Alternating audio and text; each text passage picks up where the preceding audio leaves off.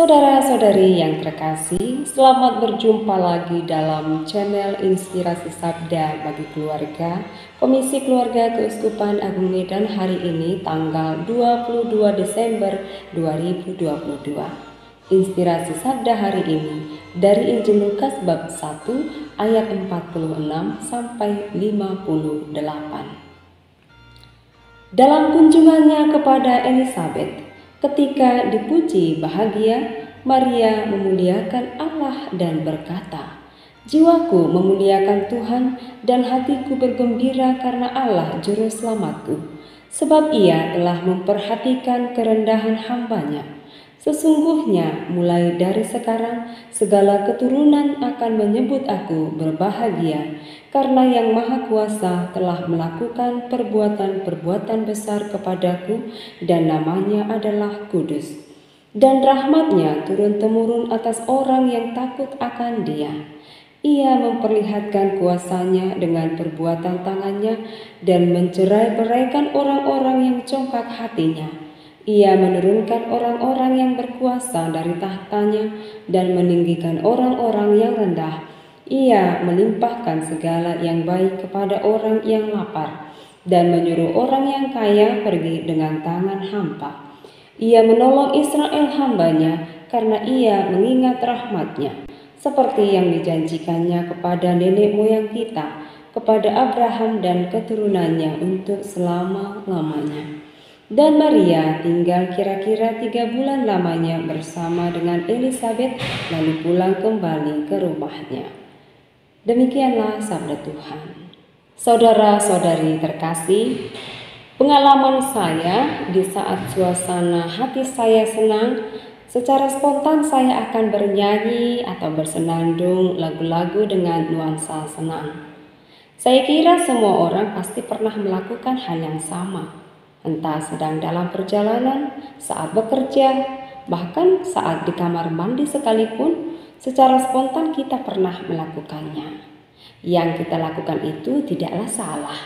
Itu merupakan luapan spontan hati kita untuk mengungkapkan apa yang saat itu sedang kita alami dan rasakan. Hal ini pun berlaku juga saat suasana hati kita sedang tidak mengenakkan. Luapan spontan yang muncul biasanya menggambarkan nuansa sedih, galau, kecewa, marah, dan lain-lain. Yang pasti, kita punya alasan untuk melakukan hal itu sekalipun kita terkadang tidak menyadarinya. Sama halnya dengan Bunda Maria, Ibu Yesus. Maria mendapat karunia untuk mengandung dan melahirkan seorang anak yang luar biasa, yakni Yesus, Sang Juru Selamat. Berkat luar biasa ini tidak dipendamnya dalam hati saja, namun sama seperti pengalaman kita.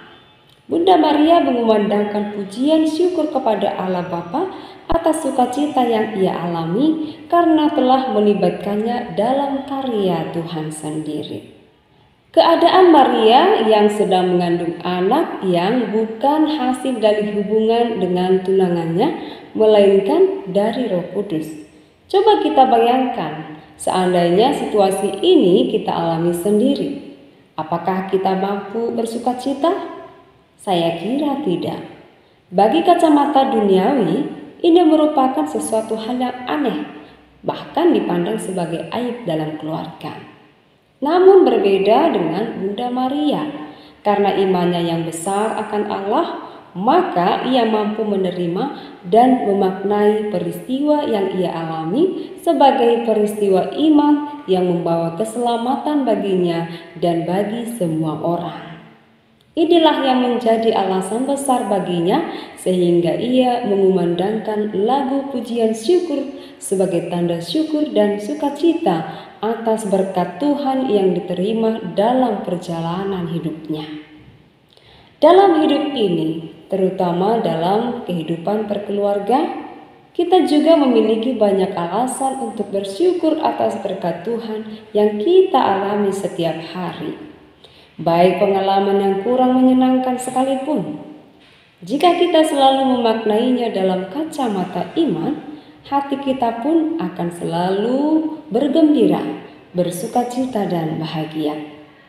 Maka luapan spontan yang muncul ialah ungkapan-ungkapan yang menyenangkan yang membuat kita dan sesama merasa nyaman.